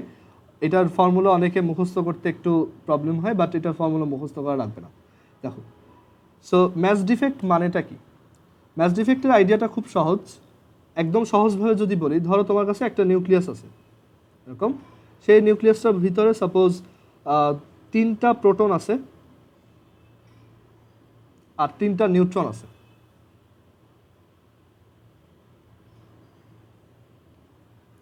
এখন তুমি যদি এই নিউক্লিয়াসটাকে একটা ওয়েট মেশিনে রেখে এটার ওজন নাও, মানে এটার ম্যাসটা তুমি মেজার করবা। ধরো তুমি এটার ম্যাস তখন পেলা, এটা হচ্ছে এম নিউক্লিয়াস। তুমি বললা ওকে, নিউক্লিয়াসটাকে আমি যখন মেজার করলাম আমার ম্যাস আসছে এম নিউক্লিয়াস, MNUC। এবার তুমি কি করলা, এটাকে একটা স্ম্যাশার দিয়ে ভাঙলা, অ্যাটম স্ম্যাশার দিয়ে ভাঙলা। ভাঙার পর তুমি এখান থেকে এই 3টা প্রোটনকে আলাদা আলাদা করলা, 3টা নিউট্রনকেও আলাদা আলাদা করলা। অ্যান্ড দেন তুমি তাদেরকে আবার সেই সেম ওয়েট মেশিনে দাও, মানে তাদের ম্যাস মেজার করো। ধরো এই ম্যাসটা হচ্ছে টোটাল ম্যাস, ওকে। তখন দেখা যাবে এই টোটাল ম্যাসটা এই নিউক্লিয়াসের ম্যাস থেকে বেশি। তো এটা একটু উইয়ার্ড না, যে আমাদের নিউক্লিয়াসে যখন আসে তখন নিউক্লিয়াসের ম্যাস কম, ভাঙার পর ম্যাসটা বেশি, এক্সট্রা ম্যাসটা কোত্থেকে আসতেছে, রাইট? এটা মনে হচ্ছে না যেখানে এই যখন এটাকে ভাঙলাম এই টোটাল ম্যাসটা কোত্থেকে আসলো? আর এই যে মানে টোটাল ম্যাসটা যে একটু এটা থেকে বেশি, এই যে বেশি অ্যামাউন্টটা, এটাই হচ্ছে ম্যাস ডিফেক্ট। এটাই হচ্ছে mass defect del M, mass defect বা ভর ত্রুটি। সো ভর ত্রুটি বা ম্যাস ডিফেক্ট বের করার ফর্মুলা হচ্ছে সবগুলো প্রোটনের আলাদা আলাদা ম্যাস। এখন একটা অ্যাটমে কয়টা প্রোটন থাকে? জেডটা প্রোটনের ম্যাস প্লাস সবগুলো নিউট্রনের টোটাল ম্যাস। নিউট্রন আছে কয়টা? এনটা, সো এন এম এন। এটা হচ্ছে কি আমার তাদেরকে এরকম সেপারেট করা অবস্থায় টোটাল ম্যাস, মানে তাদেরকে যদি আমি ইন্ডিভিজুয়ালি ম্যাস ক্যালকুলেট করি, আর এটা থেকে আমি যদি এই এম নিউক্লিয়াসটাকে সাবট্রাক্ট করি, তাহলেই অ্যাকচুয়ালি আমরা ম্যাস ডিফেক্টটা পাবো। সো ম্যাস ডিফেক্টের ফর্মুলা মুখস্থ করার কিছু নেই, তুমি এটার আইডিয়াটা মনে রাখো যে ম্যাস ডিফেক্ট কাকে বলে। ডেফিনেশনটা কি? ডেফিনেশন হচ্ছে যে সব প্রোটন আর সব নিউট্রনের টোটাল ম্যাসের সাম মাইনাস নিউক্লিয়াসের সাম, নিউক্লিয়াসের ম্যাসের সাম। এখন এটা কেন হয় কেউ বলতে পারবা? সেটার রিজনটাই এখন বলি। কেউ গেস করতে পারো কেন?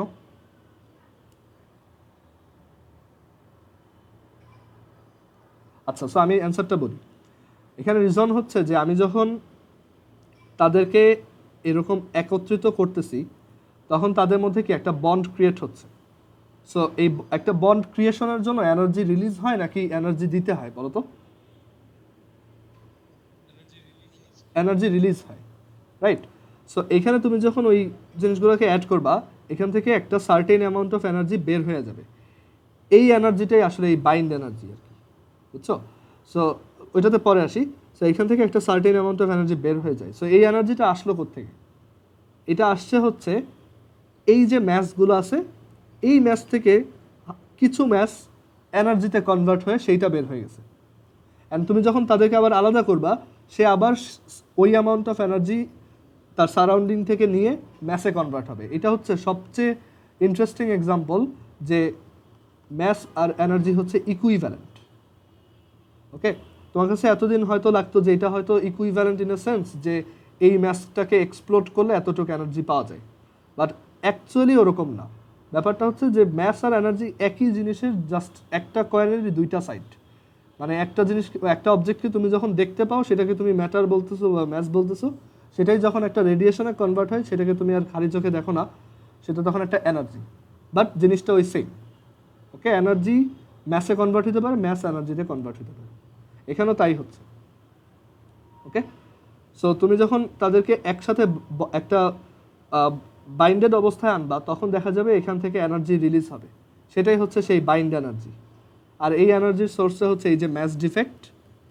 এই যে যতটুক এনার্জি এখানে গ্যাপ, যতটুক ম্যাস এখানে কম বা বেশি, সেটাই আসলে এই এনার্জিটার সাপ্লাই দিচ্ছে। সবাই এটা বুঝছি এবার যে কেন ম্যাসটা বেশি হইলো। তুমি যখন ওদেরকে আলাদা করবা, তোমার কি করতে হচ্ছে? আলাদা করার জন্য বাইরে থেকে তুমি এনার্জি দিচ্ছ না? সো ওই এনার্জি যখন দিবা, ওই এনার্জি ইউজ করে কি হবে, ওই এনার্জিগুলা ইউজ করে ওরা তো আলাদা হবেই, এবং ওই এনার্জিটা ওরা নিজেরা রিসিভ করে এটাকে ম্যাসে কনভার্ট করে ফেলবে। সো ওরা একটু সাইজে বড়সড় হবে এরপর, বুঝতে পারছো? মানে বলা যায় ওরা এনার্জিটা খেয়ে ম্যাসে কনভার্ট করে ফেলছে। আবার যখন তাদেরকে বন্ডে আনতে যাবে, ওরা ওই ম্যাসটাকে এনার্জিতে কনভার্ট করে বের করে দিবে। ওকে, সো এই হচ্ছে ম্যাস ডিফেক্টের আইডিয়া। সো ম্যাস ডিফেক্টের ফর্মুলা হচ্ছে এরকম। ম্যাস ডিফেক্টের অনেক ফর্মুলা হয়, কারণ ম্যাস ডিফেক্টের ম্যাথ অনেকভাবে আসতে পারে। সো আমরা সবগুলো ভ্যারিয়েশন একটা আইডিয়া থেকে কিভাবে আনা যায় সেটা দেখব। ম্যাথ করার সময় আমরা এই সেম ওয়েতেই ভ্যারিয়েশনটা পরীক্ষার হলে বের করে নিব। দেখো, ডেল এম হচ্ছে Z M P plus N M N minus M nucleus. আচ্ছা, ZMP plus NMN minus M nucleus. নিউক্লিয়াসের ম্যাসকে কি বলা যায়? নিউক্লিয়াসের ম্যাসকে এভাবে বলা যায় না যে নিউক্লিয়াসের ম্যাস হচ্ছে আমার অ্যাটমের যে টোটাল ম্যাস সেইটা মাইনাস ইলেকট্রনগুলোর ম্যাস, রাইট? একটা নিউক্লিয়াসের ম্যাস মানে কি? টোটাল তোমার যে অ্যাটমটা আছে সেই অ্যাটমটার যে টোটাল ম্যাস, সেই টোটাল ম্যাসটা সেটা থেকে যদি ইলেকট্রনের ম্যাসগুলো বাদ দিয়ে দাও তাহলে তোমার নিউক্লিয়াসের ম্যাসটা থাকবে। সো M অ্যাটম মাইনাস একটা ইলেকট্রনের ম্যাস আমরা জানি, এখন ইলেকট্রন থাকে হচ্ছে ঠিক জেডটা, মানে প্রোটন যেই কয়টা ইলেকট্রনও সেই কয়টি। সেখান থেকে ZMP plus NMN minus M atom plus ZME। এক কাজ করো, এখানে জেডটা কমন নিয়ে এই দুইটাকে একসাথে আনো, mass of proton plus mass of electron.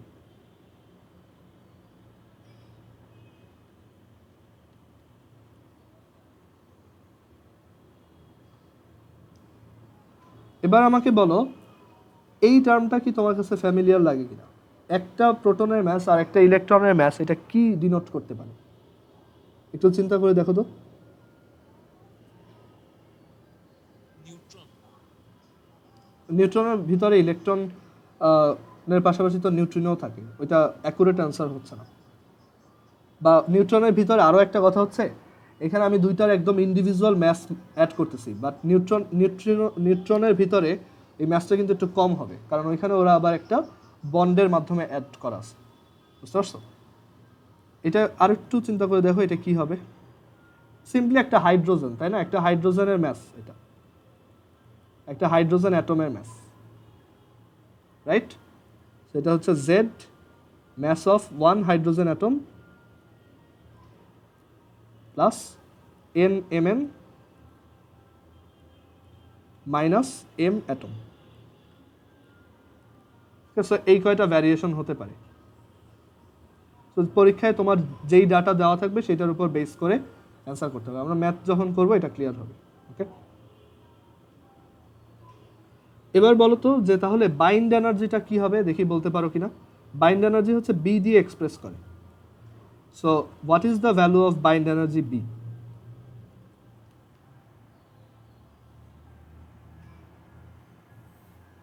Bind energy হচ্ছে যতটুকু এনার্জি ওই যে রিলিজ হয়ে যাচ্ছে বা এটাকে ভাঙার জন্য বাইরে থেকে যতটুকু এনার্জি দিতে হচ্ছে সেটা। সো এই বাইন্ড এনার্জিটা কত লেখা যায়?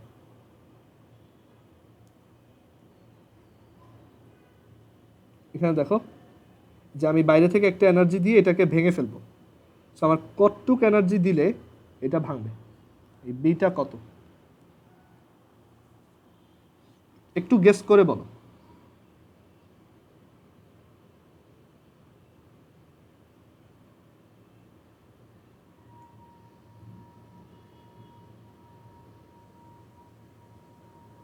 আচ্ছা, এটা হয়তো বুঝতে পারতেছো না, আমি বলি। এখানে তোমার ততটুক এনার্জি দিতে হবে যতটুক এনার্জিতে ওই ম্যাস ডিফেক্ট অ্যামাউন্ট ম্যাসটা ক্রিয়েট হইতে পারে। এটা তো সহজ। অথবা এখানে ততটুক এনার্জি রিলিজ হয়ে যাবে যতটুকে এই ম্যাস ডিফেক্ট অ্যামাউন্টটা এনার্জি হয়ে চলে যায়, মানে এনার্জিতে কনভার্ট হয়ে এখান থেকে রিলিজ হয়ে যায়। সো এই বাইন্ড এনার্জির ফর্মুলা হচ্ছে সিম্পলি ম্যাস ডিফেক্টের equivalent energy Δmc²। Okay, so এটাই হচ্ছে বাইন্ড এনার্জি বের করার ফর্মুলা। সো আমরা কি কি শিখলাম? যে ΔM ইজ ইকুয়াল টু হচ্ছে ZMP plus NMN minus M nucleus, আর bind energy capital B is equal to Δmc²। And এখানে অ্যাভারেজ বাইন্ড এনার্জি কত? এটাও একটা টার্ম, এটাও ম্যাথে আসে। Average bind energy per nucleon, nucleon প্রতি বন্ধন শক্তি। এটা হচ্ছে ভর ত্রুটি, এটা হচ্ছে বন্ধন শক্তি, এটা হচ্ছে নিউক্লিয়ন প্রতি বন্ধন শক্তি, গড় বন্ধন শক্তি। সো অ্যাভারেজটা কত হবে? অ্যাভারেজটাকে স্মল বি দিয়ে এক্সপ্রেস করে অনেক বইতে, আর এটা হচ্ছে অ্যাকচুয়ালি দেখো টোটাল এনার্জি হচ্ছে ক্যাপিটাল বি। আর তোমার নিউক্লিয়ন কয়টা আছে বলো তো? একটা নিউক্লিয়াসে কয়টা নিউক্লিয়ন থাকে? এখানে জেডটা হচ্ছে প্রোটন আর এনটা হচ্ছে নিউট্রন, আর এটা ম্যাস নাম্বার হচ্ছে এ।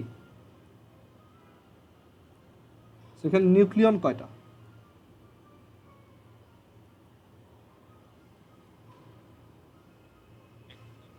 নিউক্লিয়নের ডেফিনেশন কি ছিল? নিউক্লিয়ন ছিল যে এটার ভিতরে যে পার্টিকেলগুলো আছে সেগুলো। এখানে নিউক্লিয়ন হচ্ছে এটা, মানে প্রোটন বা নিউট্রনকেই তো আমরা নিউক্লিয়ন বলি, সেই হচ্ছে এ দিয়ে ডিভাইড করতে হবে। Average bind energy per nucleon হচ্ছে B is equal to capital B divided by A. Okay, bind energy sorry mass ডিফেক্টের ইউনিট হচ্ছে এএমইউতে হয়, মানে ওই যদি অ্যাটমিক ম্যাস ইউনিটে লেখো, অথবা কেজিতে হইতে পারে, গ্রামে হইতে পারে, এনিথিং। এটার এনার্জি হচ্ছে, এটার ইউনিট হচ্ছে জুল বা ইলেকট্রন ভোল্ট অথবা মেগা ইলেকট্রন ভোল্টে হতে পারে। আর অ্যাভারেজ বাইন্ড এনার্জির ইউনিট হচ্ছে mega electron volt per nucleon. Okay, so আজকে এই পর্যন্তই থাকুক। আমরা নেক্সট দিন এই এরপরে যে টপিকটা আছে রেডিও অ্যাক্টিভিটি, তাহলে আমাদের এই চ্যাপ্টারটা শেষ। রেডিও অ্যাক্টিভিটি দেখবো অ্যান্ড দেন এই চ্যাপ্টারে ম্যাথ দেখবো। ওকে, আল্লাহ হাফিজ।